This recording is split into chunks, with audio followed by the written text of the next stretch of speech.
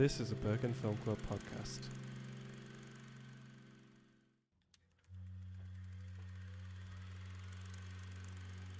Like an old movie removed from the frame, I am floating and looking for someone to blame.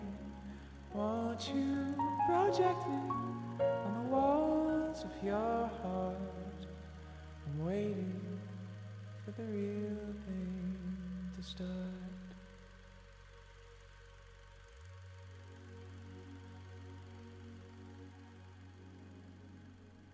Hello, and welcome back to The Real Thing. I'm your host, Joe Lawrence, and here we are, episode 9. So, The Real Thing is an extension of Bergen Film Club, which is an independent cinema at the heart of Bergen, Norway. The film club's main goal is giving a voice to those who deserve it, revealing insights into unknown cultures, and showing awesome, cool movies. In this podcast, I talk about the films that are included in the film club's extensive programs of films, past, present, and future. And today, we are talking about a very cozy, strange, cool film. It's Errol Morris's Gates of Heaven. This was a really fun episode to talk about because it was very cozy, I suppose, and despite it's sort of talking about like death, capitalism, and dead pets, but it's a lot more wholesome than you would first think, I think. So definitely really excited for you guys to hear the interview that we have coming up.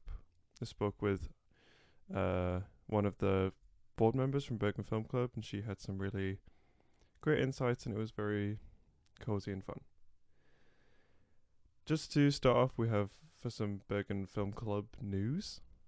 On Sunday, the 14th of May, we are showing the movie A Human Position, which is directed by Norway's own Anders Emblem. And he is coming to do like a live Q&A and showing of the film. So that's going to be really exciting. So if you're around in Bergen on May 14th, then come and check that out because that's going to be really awesome to have the director there and maybe even something special for the podcast. So yeah, and it's the film seems really lovely. It follows this couple, Asta and Leva. While Asta is trying to go back to her old job in a local newspaper, she stumbles on a case about an asylum seeker that's being evicted after living in Norway for 10 years. This case ends up altering her understanding of who she is and what her life is and what she wants from it.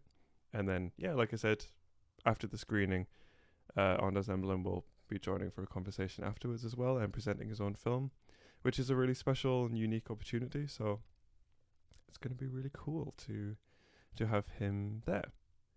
Otherwise, things have been going pretty cool for the podcast. It's still continuing to be a lot of fun, and I really still appreciate everyone who's listening. You right now, who's listening right now. Hi, thank you. It's very cool, and the support from Bergen Film Club and everyone else is just very cool. I'm having a blast. I hope that that's communicated well through the episode. So before we get started with this episode about Gates of Heaven, let's start with some recommendations, as we always do. So I'm starting with a TV recommendation because I'm watching TV again. I was going to recommend this Norwegian TV show called Scum, which I just started watching after being here for like 2 years. People have been recommending it to me the whole time. But I don't think that I'm necessarily going to recommend that because I think a lot of people listening are Norwegian and there's no, you guys have seen it. I don't need to tell you about it. But for those who haven't seen it, Scum is like, it's about a group of high school students in Oslo, basically just following their problems of like school, love, bullying, whatever. But it's essentially like the blueprint for so many shows that are also like really, really good. I guess for any UK listeners or people who have seen it, it's very much like Skins, but because it's sort of like Scum is like the blueprint or like the precedent, it is really good. I mean, I'm only like 4 episodes in, but the acting is great, and I love the dialogue is really good in Norwegian, and yeah, it's great. Don't let the language barrier stop you from enjoying an amazing TV series. It's very good. No idea where it's available outside of Norway, but try and watch it if you can. But okay, that sounded like a recommendation, but it wasn't. What I'm going to recommend is a TV show that I have been watching on Netflix called The Glory, and it is just ooh, it's one of the best TV shows that I've ever seen. Genuinely, I am enjoying it so much. It's set in Korea, and it follows a young woman who was bullied or abused to the point of deciding to drop out of school. She plans, basically, then spends the next 20 years of her life figuring out the best way to get revenge on her bullies, who were also high school students. So she's just been like working on getting as much money as possible over the next 20 years and planning every single facet of her revenge story. And it's just so exciting, and the acting is brilliant, and the story and the pacing is also fantastic. I was kind of skeptical because it's 16 episodes, and each episode is like an hour, but I just want to say, voice that there is no need to be afraid of that, because it's exciting and riveting, and you just have so much, like, you're really really rooting for this main character. You just want her to like destroy the lives of these bullies. It's kind of like a played out trope of uh maybe someone who grew up with very little money getting revenge on the upper class, but it's done in such a way that really just highlights it in a way that I haven't really like seen before. And it's just it's so good. It's so like malicious and evil and seedy, but like you just you like, I don't know what, I love like revenge, getting revenge. I love that, the concept of it. I guess I don't think I've ever gotten revenge on anyone in real life, but it's like watching my dreams come true on the screen, and it's just really fantastic. So yet again, if you are an English speaking person, if you are English, basically, if you're English American, don't let the language stop you. It's like Bong Joon Ho said, don't let those little text characters prevent you from seeing something amazing. So definitely check out The Glory on Netflix, because I am just eating it up. I'm about halfway through, and I can't wait to see what happens next. It's great. Okay, and then for a movie recommendation, I watched Shiva Baby a couple weeks ago now, I guess, maybe last week. And this follows a character called Danielle, who, while she's at a Jewish funeral service with her parents, she has like a awkward encounter with her sugar daddy and her ex girlfriend. Basically, she goes to the beginning of the film, sees her like with her sugar daddy, and then she goes to this funeral, and then he arrives with his wife and child, and she's also, her family are quite like discouraging of her bisexuality, and her ex-girlfriend is there, so then it's like chaos ensues. But it's, the dialogue is incredible in the film, and it's filmed in this like incredibly claustrophobic way, which really like highlights the kind of stress that I guess you can feel when you are in a very small, contained family environment. Everyone wants to know what you're doing and checking up on you and stuff. And maybe if you don't necessarily have a lot of stuff to say, then it's kind of embarrassing. And it's just very good. And I think all my Gen Z listeners out there will love this film, because I watched this and I got like whatever the equivalent of gender euphoria is for being Gen Z. I felt so seen in this film. I felt so understood.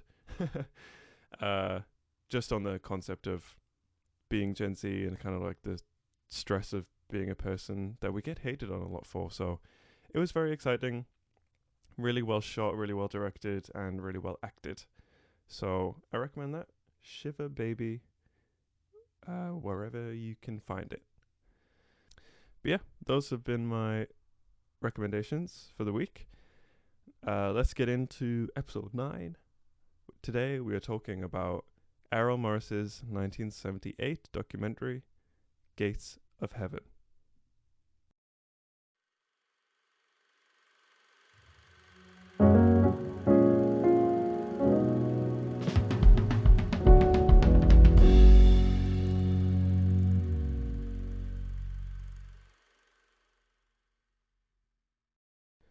So yes, here we are to talk about the directed by Errol Morris American documentary Gates of Heaven from 1978.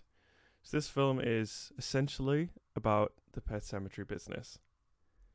So a little bit about the director and also just kind of launching from there. Gates of Heaven launched Morris's career and is now considered an absolute classic. In 1991, the beloved film critic Roger Ebert, who we talk about a lot on the podcast, named it one of the best 10. Named it one of his best 10 films ever in his list that he made for Sound. But Morris is known for making quite exceptional and unusual films. For example, a film Fast, Cheap and Out of Control interweaves the stories of a wild animal trainer, a topiary gardener, and a robot scientist, and a naked mole rat specialist.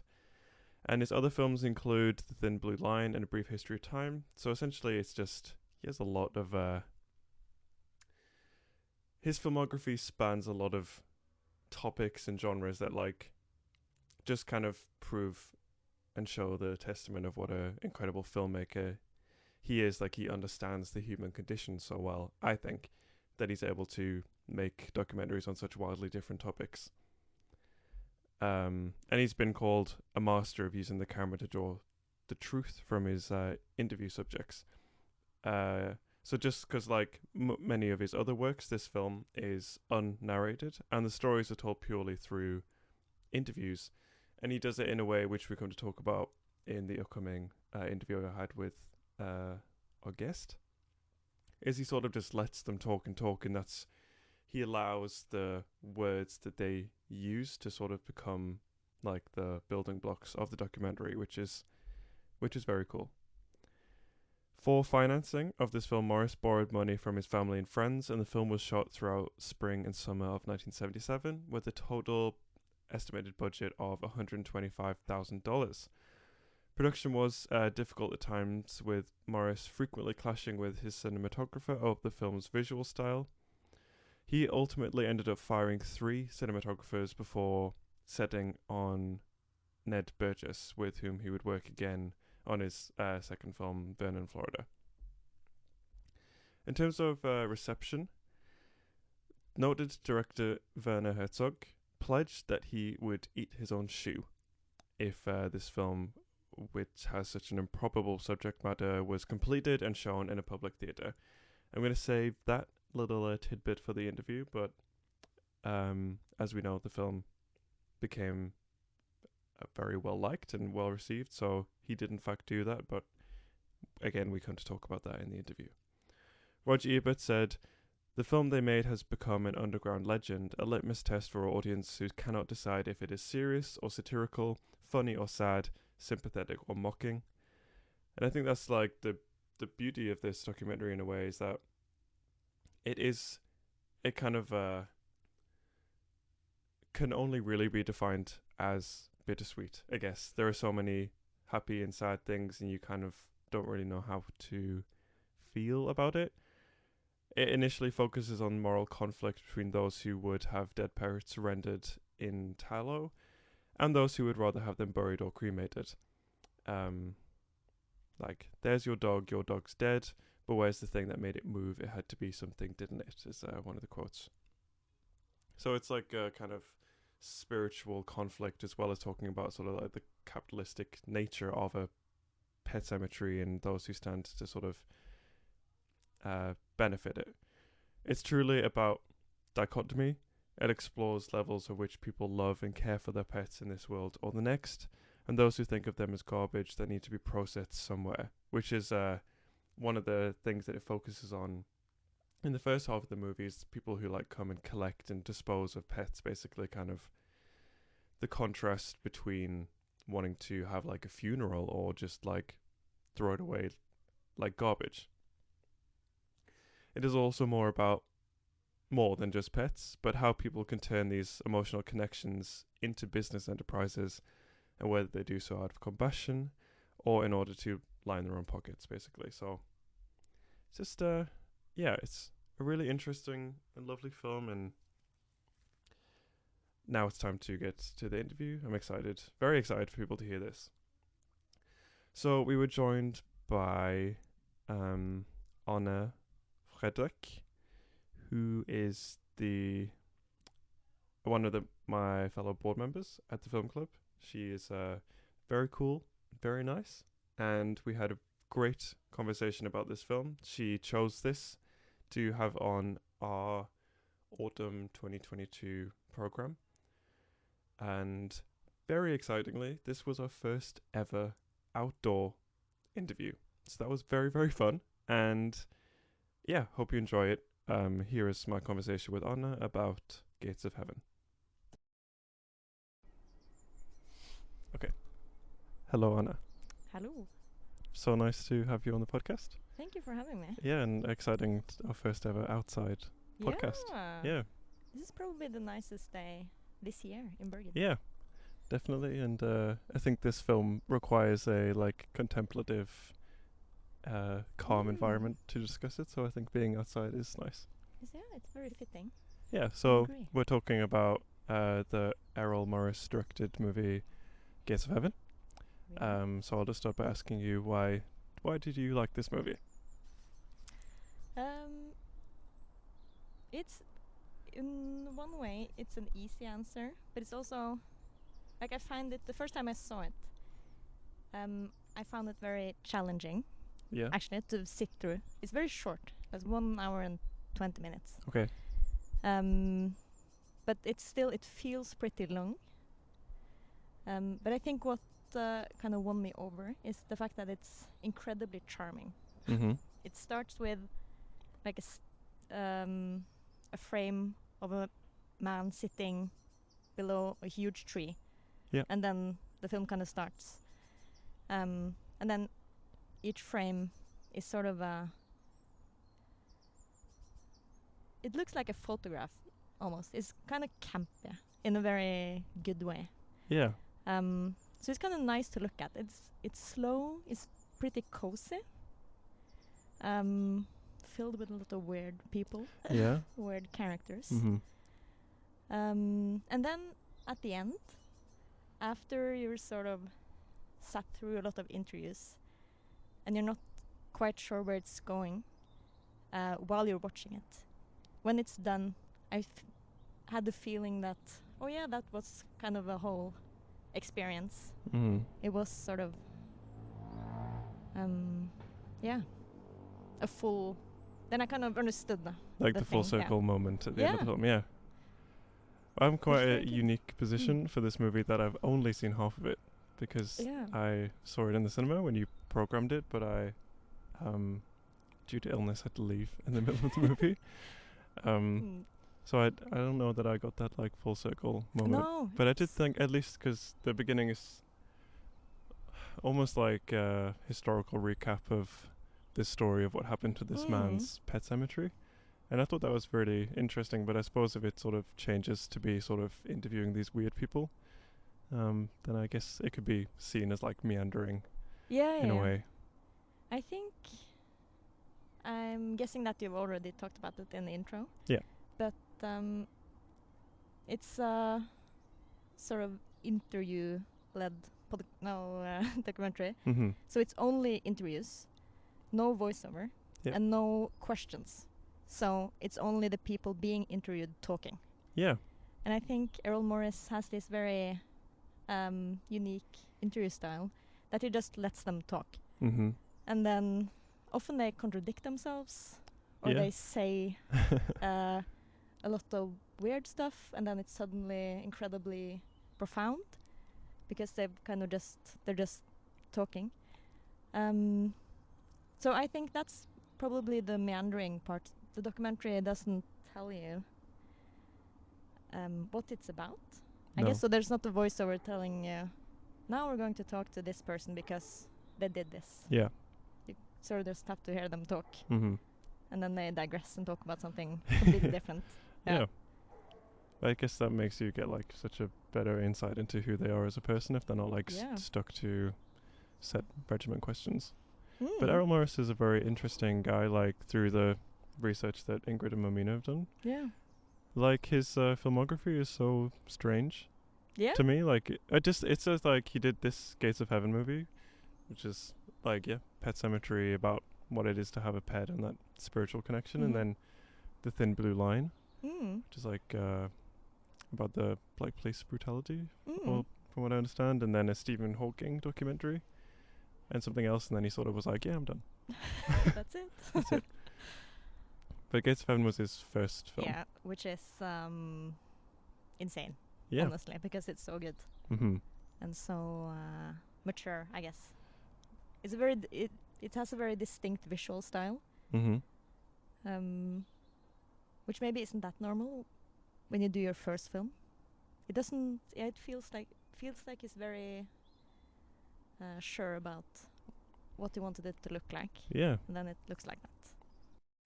Because from what I understand, he was like kind of working around film people for quite a long time. Mm. So he was definitely like, seems like he was cultivating an idea that he had for a long time. So maybe that's why he has some like assured vision.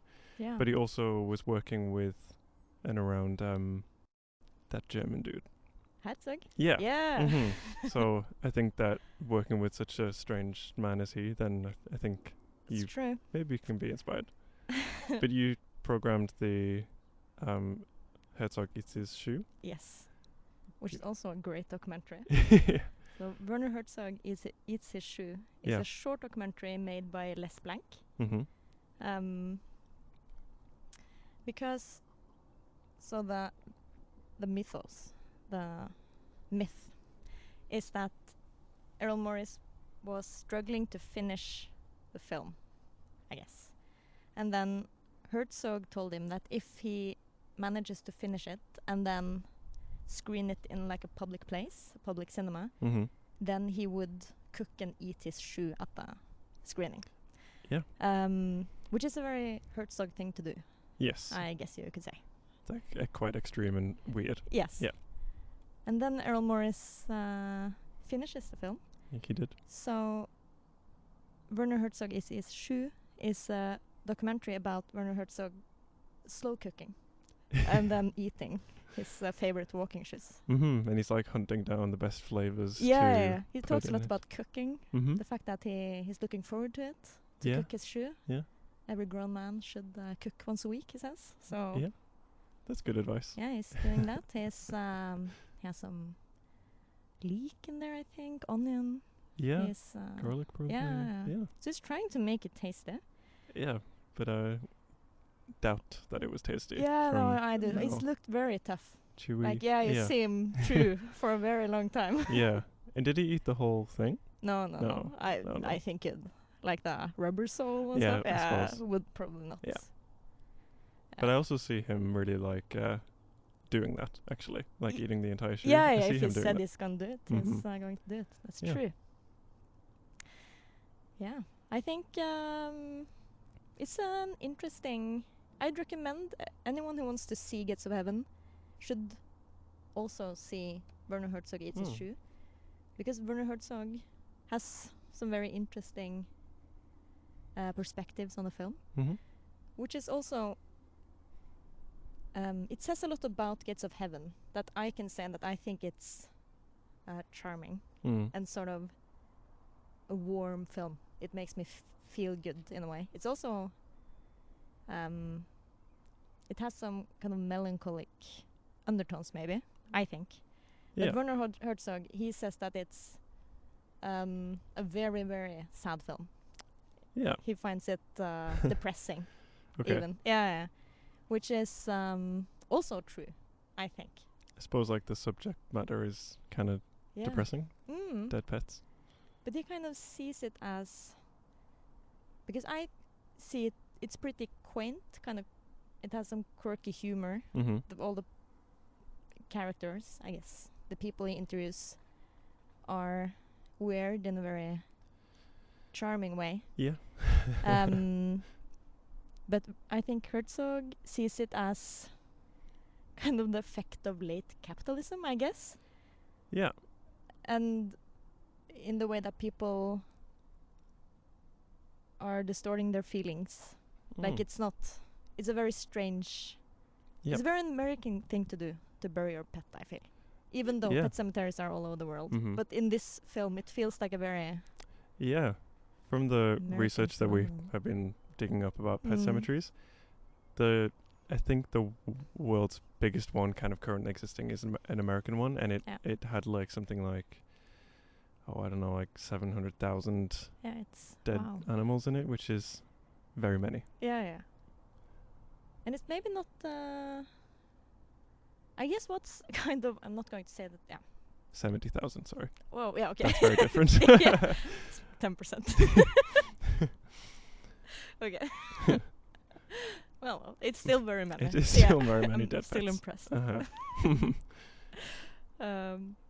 But I guess what's... I agree with him on the point that, to me, it's very bizarre that you can run a cemetery and a lot of people bury their loved ones or their pets there, and then the cemetery can go bankrupt. Yeah. So you have to dig up everyone and everything and then move it. It's strange. How can a cemetery go bankrupt? But it's kind of like a horrific concept. Yeah, really, it is. Like if it was people, then that would be. Yeah. But that's the thing, that one of the things that we were sort of looking into to talk about this is, I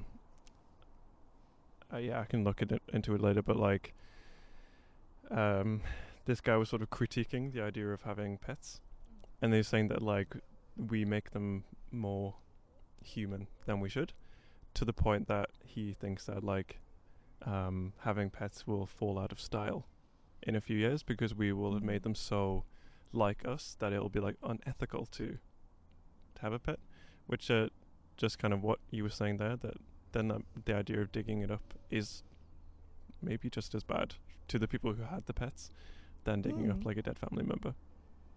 Yeah, it is, and they are interviewing the people, some of the people who had their pets dug up, and they seem to find it pretty dramatic, understandably enough. Like it's that's it is kind of horrible. Yeah.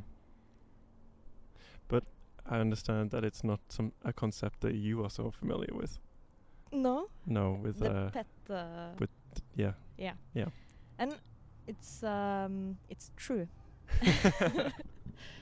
But so when I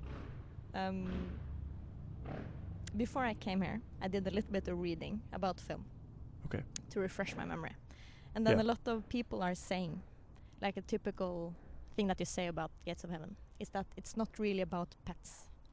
It's about a lot of other things, like people who love their pets and death and capitalism and stuff. Which is maybe why I like it, because what Joe is referring to is the fact that I've never had a pet, and I never had a pet growing up because both my parents are very allergic. I had fish though, which are pets. They are pets. Yeah, I would say from some of the fish that I have had, I've been very touched them, but I think that just says more about me than having fish, because I've been very upset when certain fish have died. Yeah, it is upsetting. Yeah. But you don't have this like family dog of 15 years no attachment. Yeah. I've never had a pet that was also a family member. Yeah. I guess. But I obviously get it. I want the pet when I get an apartment where it's allowed. Yeah. What kind of pet do you want? Oh, the cat. Oh yeah, I'm a cat person. recommend. Yeah. yeah. Do you have a cat? Yeah, I've had cats like growing up. Oh. Only cats. Mm. We're ostensibly not a dog family, I think. Oh yeah. Yeah, but I've had like 4 cats. I think I had my childhood cat that I grew up with, Jake, who died when I was like maybe 12, and then we had Buddy, who died very young. Car incident, very sad. Oh no. But now we have Bruno and Lola, Okay. who are 2 cats, girl and boy. And yeah, I think I was actually talking to someone else about this. The idea of losing a pet, like the more pets that you lose, the more kind of okay you are with the idea of it. But I think with Bruno and Lola, I'm not so sure. That's gonna be. That's gonna be tough. I'm gonna have to like take a few weeks off. Yeah. Yeah, understandable. Yeah. Honestly, yeah. But I love those. I love those cats. I'm glad that I'm finally getting the platform to talk about them. But yeah, no, we've had cats and we've had guinea pigs, hamsters. Oh. Yeah. The whole. I had stick insects. Oh yeah. I don't know what happened to them actually, upon reflection. Okay. But we had them. And fish. Yeah. Yeah. Like my dad had fish from before I was born, and they only died like last year They can or live something, or the day so before. But they long. were 24, 25. Surprisingly long. Yeah. Yeah. Because I think when you have pets growing up, or pets, they obviously or most likely will die before you. Yeah. So you are kind of confronted with death. Yeah.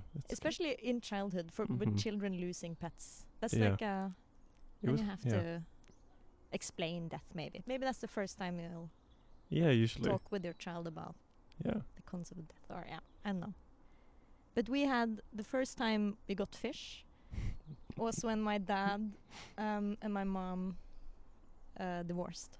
Okay. And then my dad lived in this kind of like it was a nice apartment, but it was kind of obviously his bachelor pad. Yeah. Oh, he's not he's like a minimalist kind of person. So it was a sofa, a table with 3 chairs, and then 2 beds for him and me and my brother. Okay. And we were there every other weekend. Yeah. And I was about 5 or 6. Everything you need by the sounds of it. Yeah. What he would have said.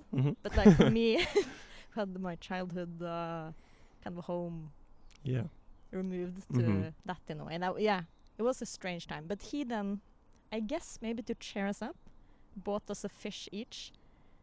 Okay. A red one and a black one. Yeah. And then this is like the early 2000s. So you could just go to the fish store and you bought like a round bowl.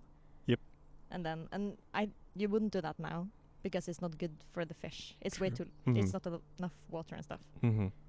But you like get the bag of fish and then you get the bowl. Yep.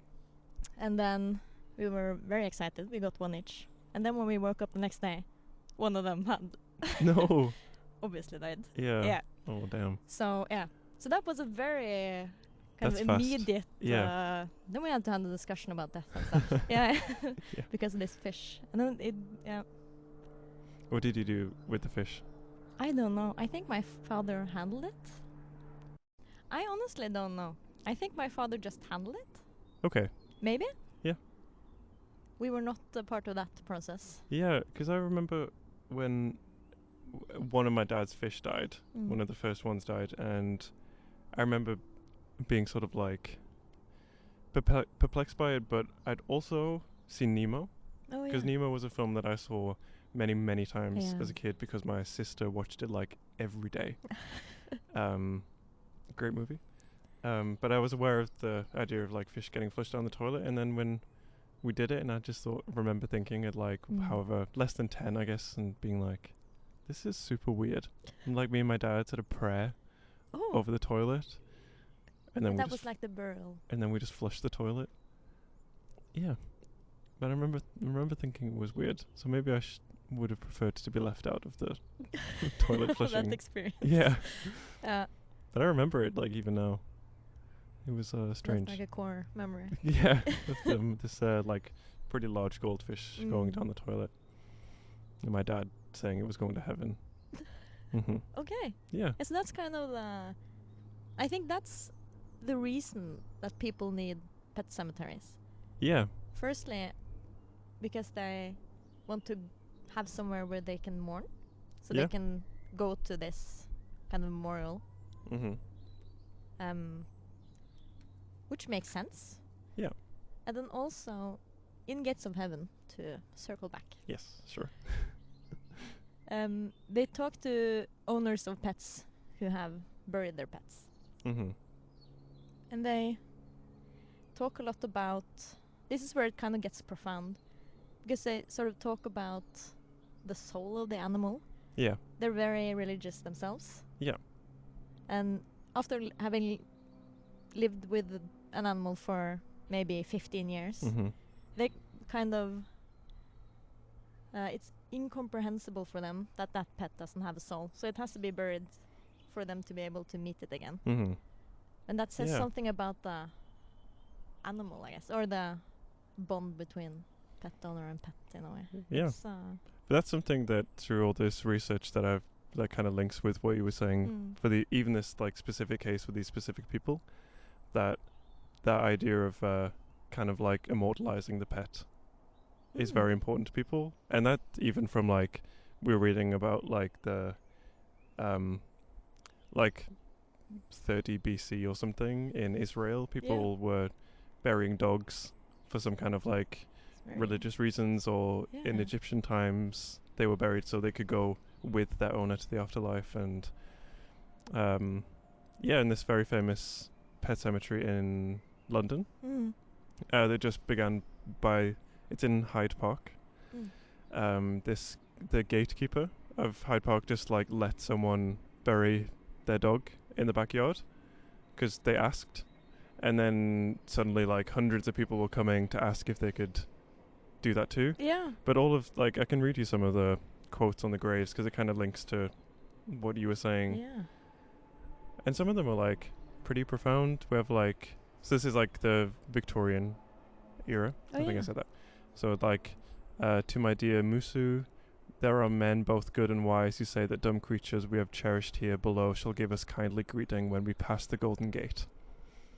Like, it's beautiful. Yeah, it is beautiful, but it's like, yeah, that you have to put it on some sort of pedestal because the idea of never seeing them again is too hard. But it's just like kind of strange to what Christian people might like pick and choose has a soul. Yeah, that's true. And doesn't have a soul.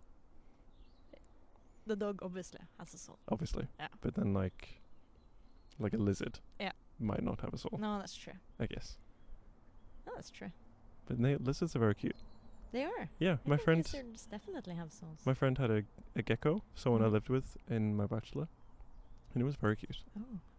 It would like look at you and everything. Yeah, I think they have souls. That's the criteria. Yeah. Does it look at you? Yeah, there's some like thought process going on there. Yeah. Okay. Yeah, I think so.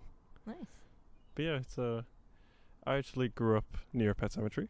Oh. Yeah, in where I live in England. I live next to this park, I guess, and that has a very small, but there's maybe like 150 graves, if I'm remembering correctly, from like a Victorian era of all these pets. And but then when I was a bit older, then looking at them, and then they all have these like lovely epitaphs of, like, my lovely dog, I'll see you, and like, see you when I see you, kind of thing. And there is a montage like that in Gates of Heaven. I don't know if you. I don't think I was around for that bit. I think that's when I was gone. Yeah, you were just like. When I was in bed. Can't handle this. So in Gates of Heaven, there's this montage of a lot of the graves of the animals. And it's a very touching moment. It's at the very end of the documentary. So it's just completely silent, and they go from grave to grave. So I can just read some of them. Yeah, go for it. This one is for Tippins, who lived from 1973 to 1976. And it says, "Rest is thine, our beloved little angel, sweetest of memories ours." Oh. Which is sweet. Some people don't even get like Yeah, quotes on their graves. That's it. Yeah. That's just like rest in peace or Yeah, pretty much. whatever. Like, like daughter to some, mother to something. Yeah. Yeah, but never something like so profound and lovely. But it's very very heartwarming, in a way. The kind of like maybe we humanize them too much, but also it's like so cozy at the It same is. time. And it's very natural. I think it's nice that an animal can, or a pet can have that kind of can change lives. Yeah, I guess, and they truly can. definitely. Here's, for example, Andy, who lived from 1975 to 1976. Our beautiful son. Hmm. So sad. Yeah. Only 1 year. Oh. Ah.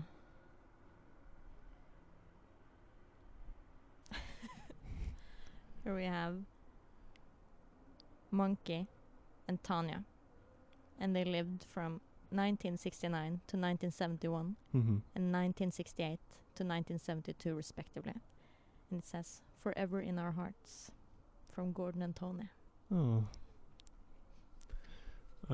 So sweet. It is very sweet. Mm-hmm. It's so sad to think that you never got that experience with your fish. Yeah, I know. But I did have empathy for them, I guess. Like Yeah. I had feelings for them. Mm-hmm. But I don't know if you could bury I think a fish in the pet cemetery. Yeah. My home, like my home in England. Mm. I would like to think that we have our own mini, like Lawrence family pet cemetery. Yeah, because because families make their own. we have That's true. pretty much. I think every animal that we have had die is buried in our garden. That's very true, and I think Yeah. those kind of pet cemeteries exist in Norway as well. Mm-hmm. Like a personal. Probably in every garden you could find Yeah, a buried friend of dog. mine was telling me he has their family dog buried at their cabin. Yeah. Yeah. Imagine that happens. Ah. Yeah. But that's so sweet, like all the memories that you spent truly together is. and it's so cute. That's nice. It's like But then you have, if you compare that to doing it as a business, it it is something it's completely strange. different. Yeah, Yeah. it is Mm-hmm. kind of. But like something. That's what's so interesting though Yeah. about documentary. It's like how Yeah. But like there needs to be some sort of infrastructure to allow pet cemeteries to Mm. exist. Like they have to be dug. They have to be like upkept. I don't know if that's a word. Probably. Yeah, I don't know. But yeah, like someone has to do it, I guess. But it's still strange that someone's like profiting off of. Yeah. But I you have suppose to we pay to, it similarly is, have that culture with people, like funeral director and it's- everything. They make money off dying people. A lot of money on dying people. Mm. Yeah, it's a business. Yeah. Funerals are expensive. They really are. Yeah. Could just bury everyone in the backyard. Yeah, Why not? definitely. Yeah. Why does it matter? Yeah. You know, I think. But I suppose it's the same way you want to go like visit them. Yeah. Yeah, like we have a family grave that we go to like on anniversaries and Yeah, everything, yeah. and it's like nice, I guess. It makes very much sense. Yeah, Maybe it makes sense that we want.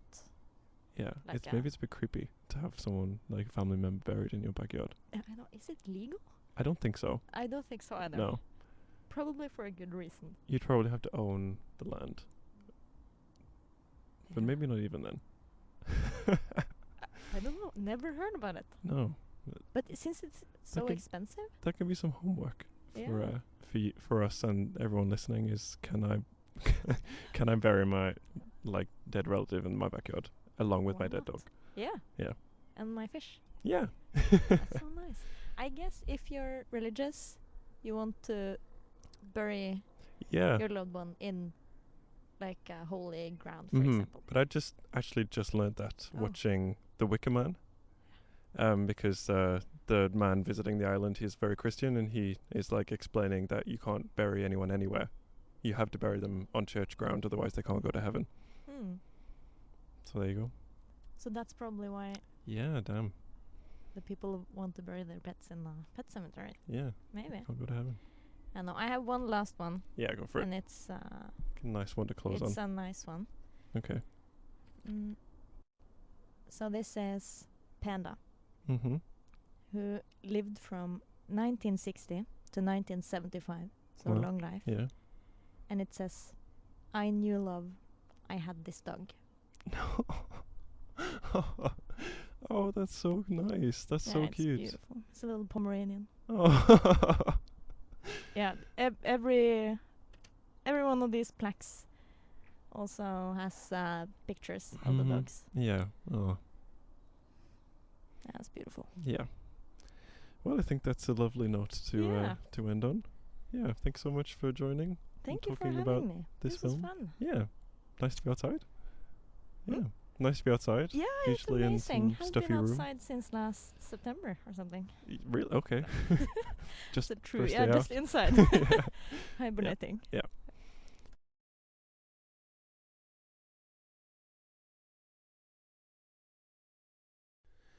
So that is that.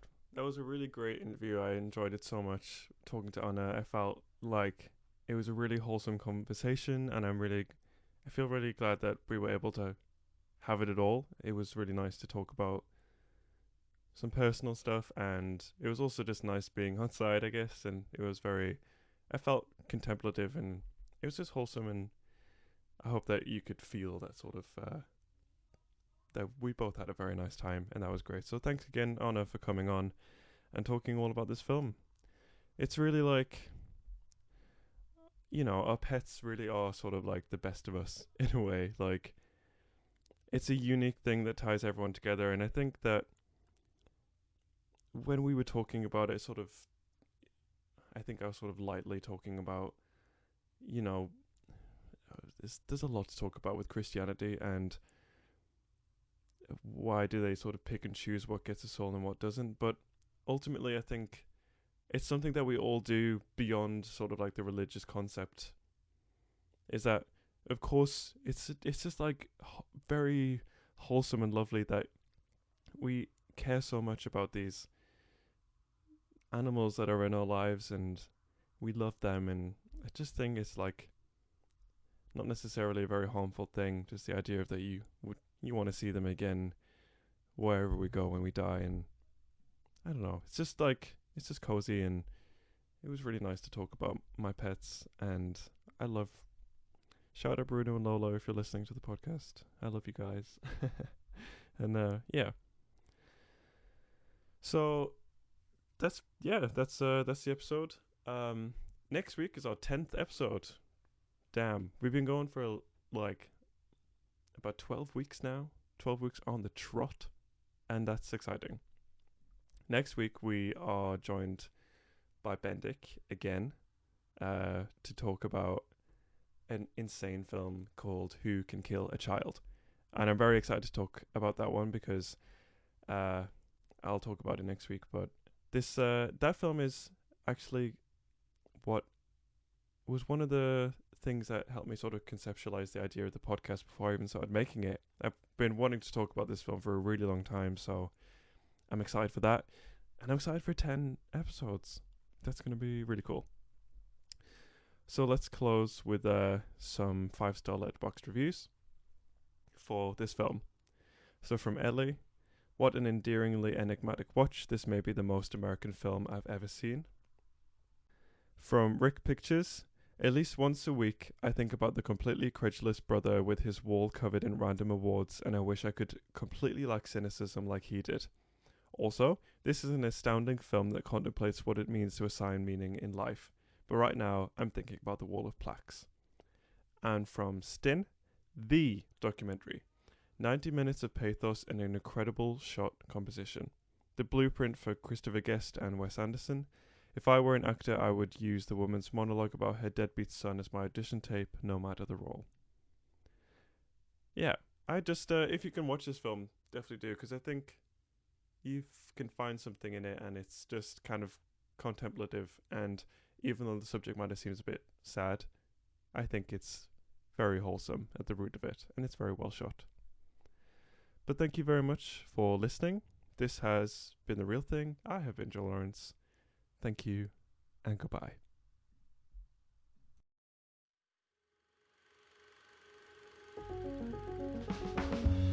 This has been a Bergen Film Club production. Our music is by Wise John. Check them out on Instagram at WISEJohnOfficial. Our logo is by Pia Sofia Brentersen. This episode was produced, mixed and engineered by Joe Lawrence. Our researchers are Inke Shilpkai-Ben and Mamina Nazmajid. Want to talk to us about films? Then please send us an email at podcast@bergenfilmclub.com. Follow the show on Instagram and Twitter at TheRealThingPod. Check us out on Letterboxd at BFK The Real Thing. Thank you and goodbye.